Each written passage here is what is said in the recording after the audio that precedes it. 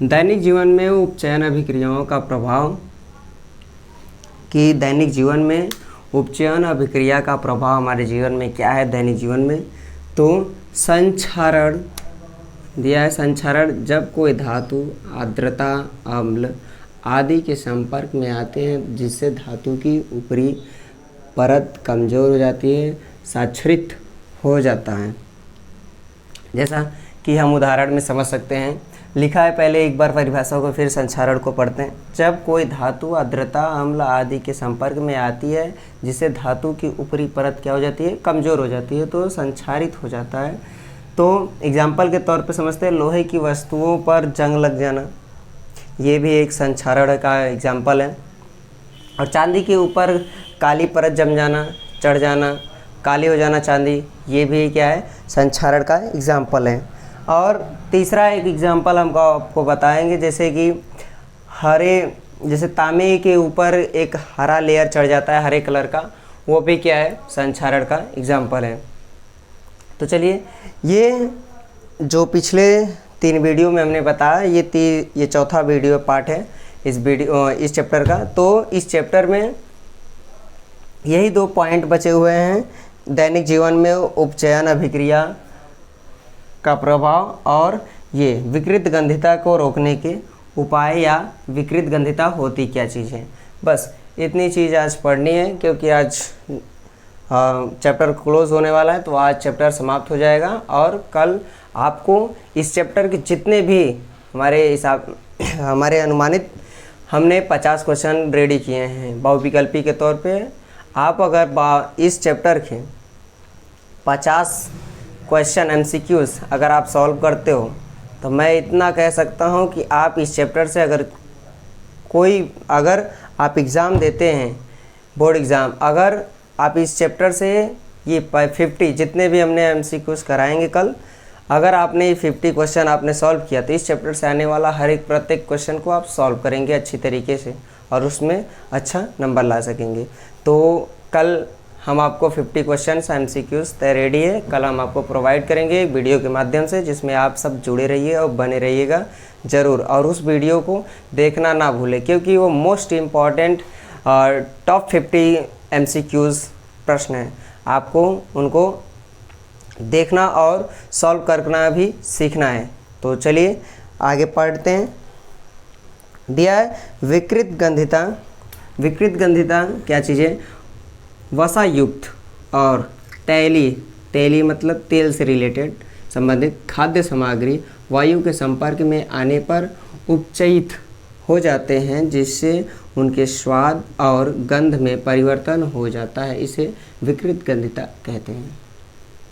जैसा कि गर्मियों के मौसम में आपके घर तो सब्ज़ी बनती होगी, तो मसालेदार सब्ज़ी जो बनाई जाती हैं गर्मी के मौसम में, खास करके अगर गर्मी के मौसम में आप अगर सब्ज़ी बनाते हैं मसालेदार, आप उसे सुबह बनाइए और शाम तक आप रखे रहिए, एक बर्तन में रखिए, और उसके बाद सुबह बनाया हुआ सब्ज़ी मसालेदार सब्ज़ी बनाने के बाद उसे एक बर्तन में करके उसे किचन में रख दीजिए। देखिए, शाम होने के बाद, यानी शाम, जैसा कि अभी शाम हो रहा है, तो 7-7:30 बज रहा है इस समय, तो आप सुबह के बनाने के बाद, सब्जी बनाने के बाद आप शाम को रख दीजिए। देखिए उसमें महक गंधिता, विकृत गंधित, वो बहुत ही तेज क्या होगा, गंध फैलाए। क्यों?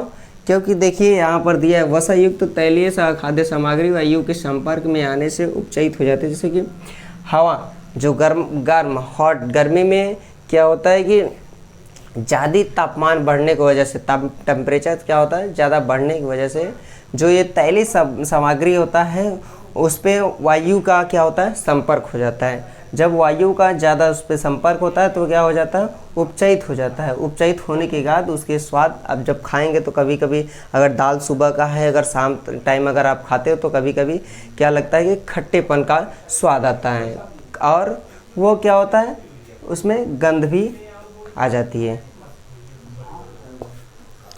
तो चलिए देखते हैं अगला हेडिंग।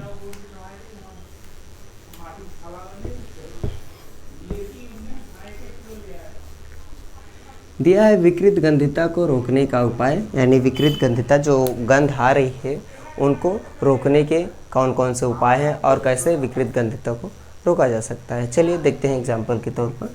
दिया है प्रति आक्सीकारक का उपयोग करें, वायुरोधी बर्तन में खाद्य सामग्री रखकर वायु के स्थान पर नाइट्रोजन गैस द्वारा और शीतलन द्वारा। कहने का अर्थात यह है, जैसे आपने मसालेदार सब्जी या फिर दाल कुछ भी आपने बनाया, गर्मी के मौसम में बनाया है, और उसके बाद उसको क्या करेंगे आप, वायुरोधी बर्तन में खाद्य सामग्री रखेंगे। से आप ऐसा बर्तन लेंगे जिसमें क्या हो, वायुरोधी, यानी वायु का क्या हो उसमें रोध, यानी वो रोके।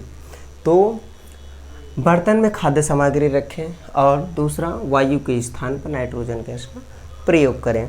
तीसरा दिया है शीतलन द्वारा, मतलब ठंड, या फिर आप गर्मी के मौसम में तो आप अगर सुबह का बनाया हुआ खाना, जैसे एग्जांपल के तौर पे मैंने बताया सब्जी, मसालेदार सब्जी या फिर दाल, तो आप उसे क्या करिए, फ्रिज में रखिए। देखते हैं कि सुबह का रखा हुआ है फ्रिज में, क्यों, क्योंकि उसमें शीतलन है, टेम्परेचर क्या है उसका, थोड़ा ठंडा है। इसी की वजह से क्या होता है कि जो आप बर्तन में सब्जी या दाल जो भी रखते हैं, आपका क्या होता है, वो विकृत गंधिता से दूर होता है, यानी वो गंध नहीं देता है। तो वह गंध किस लिए नहीं देता है, किसके कारण, शीतलन के द्वारा वह क्या करता है, गंध नहीं देता है, क्योंकि फ्रिज में कूलिंग होती है, ठंडा होता है, जिसकी वजह से क्या होता है, जो आपके जो सब्जी है, खाद्य सामग्री है, जो तैलीय सामग्री, खाद्य सामग्री है, जो तेल के द्वारा ज़्यादा से ज़्यादा मिक्स करके बनाया गया है, वो क्या होता है, सुरक्षित होता है। क्यों, क्योंकि वो फ्रिज में रखा रहता है और फ्रिज का टेम्परेचर क्या होता है, ठंडा होता है। इसकी वजह से क्या होता है कि आपकी खाद्य सामग्री, यानी जो आपने तेली खाद्य सामग्री बनाई या खाने की चीज़ें जो बनाई हैं, वो क्या होता है, सेफ होता है, वो क्या होता है कि महकता नहीं है, या फिर उसमें से गंध नहीं आती है। ठीक है, ऐसा नहीं है कि फ्रिज में भी रखने से गंध नहीं आती, तो ज़्यादा दिन हो जाने के कारण हो सकता है कि उसमें भी आ जाए, लेकिन एक समय अनुसार वो भी क्या होता, गंध देने लगेगा अगर फ्रिज में ज़्यादा दिन तक रखेंगे तो। आज कभी कभी होता है कि फ्रिज में आपने कोई सब्ज़ी रखी है, अगर 3 या 4 दिन से अधिक होता है, जैसे कोई भी हरी सब्जी हो गई, तो कभी कभी होता है, जैसे नॉर्मल चीज़ें जो कहने का था, जो हरी सब्जियां होती है, उनको अगर ज़्यादा से ज़्यादा दिन अगर फ्रिज में रखा जाए तो वो भी महक देने लगती है, यानी महक उसमें क्या होता है, उसमें गंध आने लगती है। तो ठीक है, तो आज के लिए इतना ही। अब जो चैप्टर था हमारा क्या है, रासायनिक अभिक्रिया, हमारा क्या चैप्टर था, अध्याय था हमारा 1, रासायनिक अभिक्रिया एवं समीकरण। ऐसे परिवर्तन जिससे नए गुणों वाले पदार्थों का निर्माण हो उसे रासायनिक अभिक्रिया कहते हैं, जैसा कि हमने पहले भाग में पढ़ चुका है। तो ये पहला चैप्टर हो गया समाप्त। तो अब हम कल करेंगे इसके टॉप 50 MCQs जो टॉप लेवल के रहेंगे। अगर आप इस चैप्टर को, रासायनिक अभिक्रिया एवं समीकरण को आपने अच्छी तरीके से पढ़ा है, तो आप टॉप 50 क्वेश्चंस जो मैं कल कराने वाला हूँ, अगर आप मेरे साथ बने रहेंगे तो मैं 90% कहता हूँ कि जो मैं कल टॉप 50 क्वेश्चंस कराने वाला हूँ MCQs, अगर वो आप मेरे साथ बने रहें और कल की वीडियो को देखते रहिए, और अगर एग्ज़ाम में अगर इस चैप्टर से कोई भी प्रश्न आएगा इस रासायनिक अभिक्रिया एवं समीकरण के चैप्टर से, तो आप उसे इजीली सॉल्व कर सकते हैं। टॉप 10 50 के अलावा कोई क्वेश्चन इस चैप्टर से बनेगा तो यही प्रश्न बनेगा जो टॉप 50 की जो हमने MCQs कराए होंगे कल, जो हम कल कराने वाले हैं। तो आप मेरे साथ बने रहिए। आपका APG क्लासेस में बने रहने के लिए शुक्रिया, धन्यवाद। और ऐसे ही APG क्लासेस को सपोर्ट करते रहिए, लाइक करिए, सब्सक्राइब करिए और शेयर करिए, और अधिक से अधिक लोगों तक पहुंचाए, ताकि वो भी क्या हो सके, मेरे आपके ज़रिए मुझ तक जुड़ सके और वो भी इस ऑनलाइन शिक्षा का लाभ उठा सकें।